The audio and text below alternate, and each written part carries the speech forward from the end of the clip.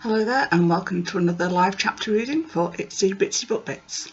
Today I shall be reading from The Buccaneers of St. Frederick Island by Linda Maria Frank.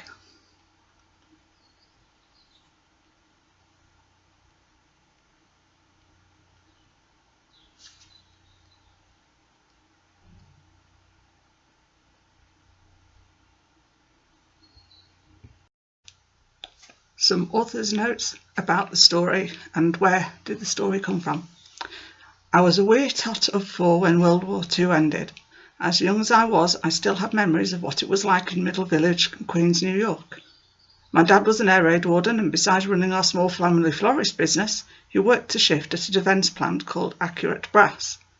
When he went out on his air raid warden's rounds to check the neighbourhood for violations, making sure no lights showed from someone's home where a blackout shade was carelessly left up, I held my breath.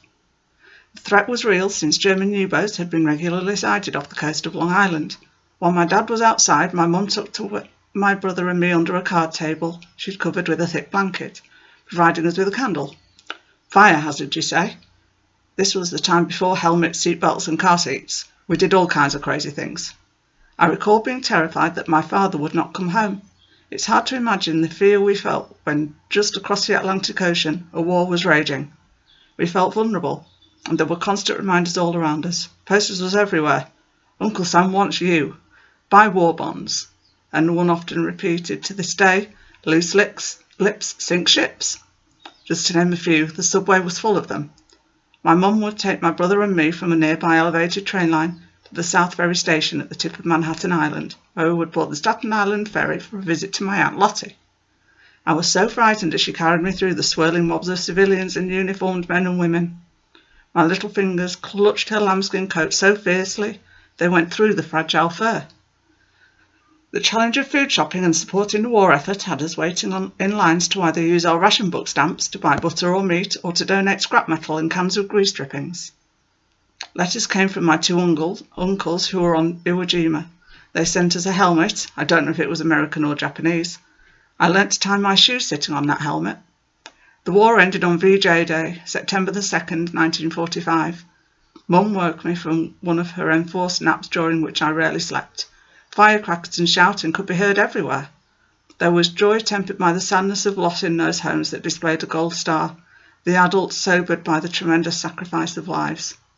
The United States suffered 400,000 casualties. As young as I was, I remember that the war was front and centre in everyone's lives. Many a Sunday I sat on my grandfather's lap as everyone hovered around the radio, listening to Franklin Delano Roosevelt's fireside chats, letting us know how things were going and bolstering our courage.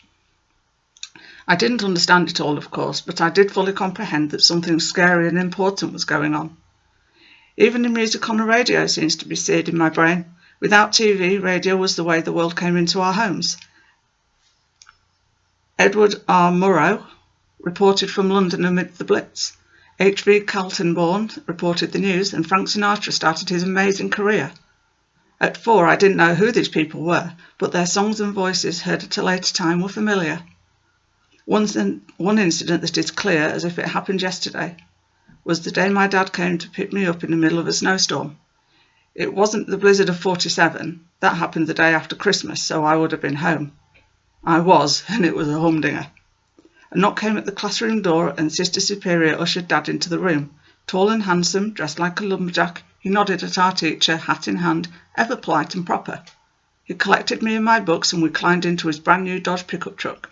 The school was on the street with a slight incline. You can still see it from the Long Island Railroad as it makes its way from Forest Hills to Penn Station. The truck couldn't get traction on the icy snow-covered street, and we slid sideways for a short distance. Dad pulled us out of the skid, and we just went home. Just like my parents' generation, who survived the Great Depression, my generation was formed by the surviving crises of World War II. I created the Buccaneers of St. Frederick's Island out of these memories, to capture for myself and others what it was like to be a kid with an adventure in a somewhat simpler time, and I hope you enjoy it. Chapter 1. On the Move. How do those turtles do it? Pull their heads into their bodies? Here comes Sir Joanne. My head stubbornly remained on top of my neck. If you think it's easy writing a note to the kid in the seat next to you when the rattling of Sir Joanne's rosary or Sister Joanne's rosary is announcing her slow walk down my aisle at this moment, you've never been to Catholic school.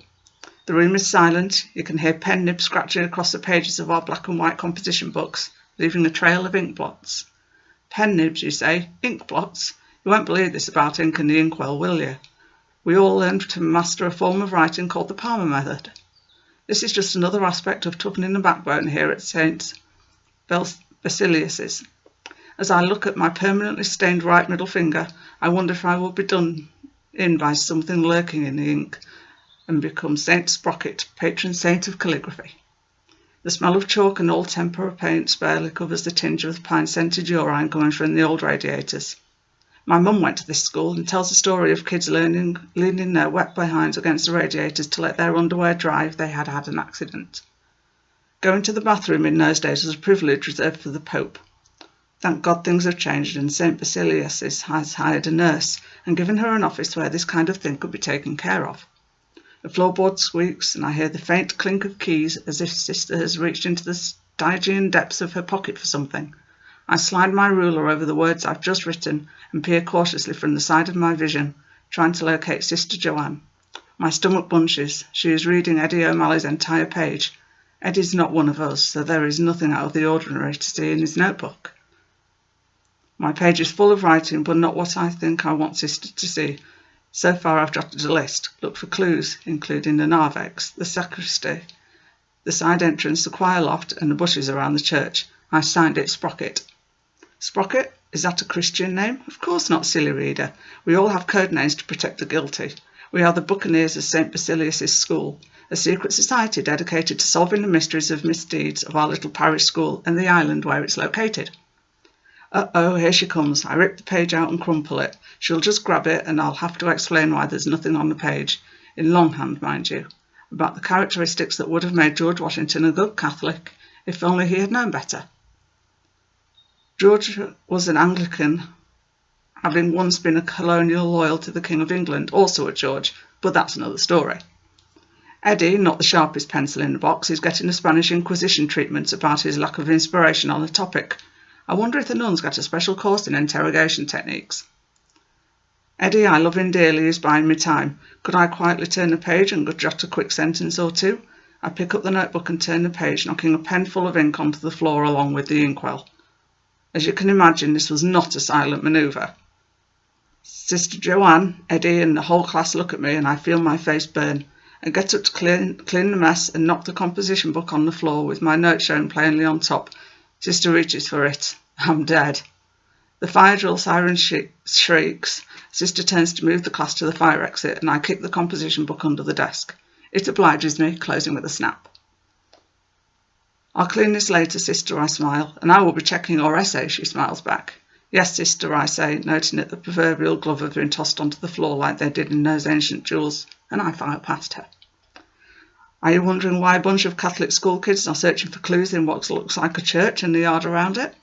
Let me digress for a bit and fill you in on some details about why we are listing clues and what all this skullduggery, great word isn't it, is about. Well, before I fill you in on what happened when we found those clues, let me explain who we are.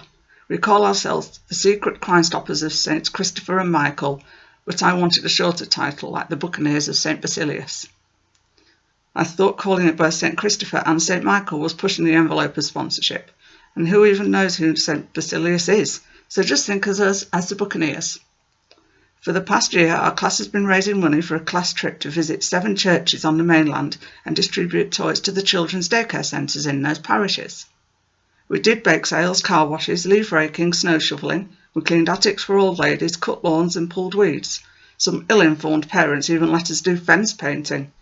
Don't worry, those shrubs will come back in a year or two. A whole year of those earnings went into the fund. We kept it in the vestry. That's the room behind the altar in the church, where the priest keeps his vestments. Get it? Vestry, vestments. The box with the money disappeared the day Father Felix was supposed to open a bank account for us. We never got the money back, never found out who did it, and we're just angry. Not mad. Sister Priscilla said that mad means crazy. Well, she hasn't been paying attention to her students. Anyway, Even though the sisters and priests said we should offer it up to God, I'm not sure what that means, the money or the cursing we did. And we should learn a lesson. Next time, lock it up. And we were supposed to lock it up. It was in the vestry with Father Felix, the parish priest. This didn't go down too well with some of us, and one night last summer at our clubhouse, which is just a shack on the beach, we decided to form our own little PI group. That's Private Investigator. We voted on and accepted our official title, the Buccaneers of St. Basilius. Look, you can't beat our creativity in naming the group. We even researched St. B.S. She's the patron saint of mimes. As we gathered around the fire, we wrote up a charter including the following. Number 1, each member is sworn to secrecy, under pain of what? Oh, I don't know. 2, all clues are to be shared by everyone. 3, all communications will be done using our code names. Mine is Sprocket. 4, our meeting place will be the old fishing shack on the beach. We made a list of our code names. Lily, codename Sprocket, all-round smarty leader, that's me. Ryan, codename Bletch, general genius. Frank, codename Wingnut, mechanical genius, and a bit dippy. Leon, codename Snapshackle, math genius, can put 2 and 2 together.